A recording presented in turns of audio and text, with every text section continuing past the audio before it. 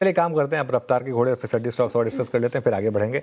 सबसे पहले रफ्तार के घोड़े स्टॉक्स में कोफोज, और कोफोज देखें अगर आप तो नतीजों के बाद से लगातार आईटी का सबसे मजबूत स्टॉक बना हुआ मिड कैप आईटी का, और सुबह हमने मिड कैप आईटी पर पॉजिटिव व्यू लिया था कि मिड कैप आईटी पर पॉजिटिव रहें जहां स्पेशली अर्निंग्स अच्छी आ रही है, और ये पूरी रैली स्क्रीन पर हुई है।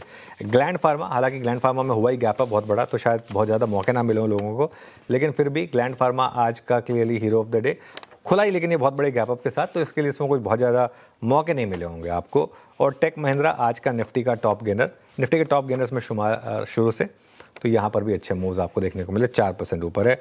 भारती एयरटेल, आपको याद होगा थर्सडे मॉर्निंग हमने एक बहुत ही कॉन्ट्रा व्यू लिया था इस पर कि नंबर्स को मत देखें, उस डील को देखें, कॉन्ट्रा बुलिश व्यू था। और 3 दिनों से अगर आप देखिए कमज़ोर मार्केट में 100 रुपये से ज़्यादा के मूव्स आए हैं, और आज HDFC बैंक को पीछे छोड़कर भारत की दूसरी सबसे बड़ी कंपनी बन गई है ये मार्केट कैप के हिसाब से। अब आते हैं आज के फिसड्डी स्टॉक्स पर। फिसड्डी स्टॉक्स में सबसे ऊपर है अंबर एंटरप्राइजेस। जी हाँ, अच्छा नंबर अच्छे थे अंबर के, ऐसा नहीं कि नंबर खराब थे।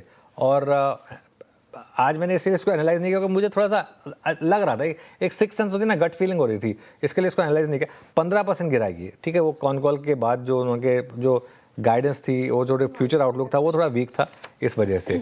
गोदफ्रे फिलिप्स, आई थिंक ये मैं ज़रूर कहूँगा, ये बोल्ड व्यू आपने सिर्फ CNBC आवाज़ पर सुना होगा कि आज नंबर्स भले आपको अच्छे लगे, लेकिन मैनेजमेंट की कमेंट्री सुनिए, हमेशा मैनेजमेंट की कमेंट्री सुनिए, कारण के साथ आपको बताया गया कि आज ये क्यों गिरेगा, और नतीजे अच्छे लेकिन FY27 की कमेंट्री कमज़ोर है, इसके लिए इस पर आज हमने एक इनफैक्ट शॉर्ट व्यू लिया था।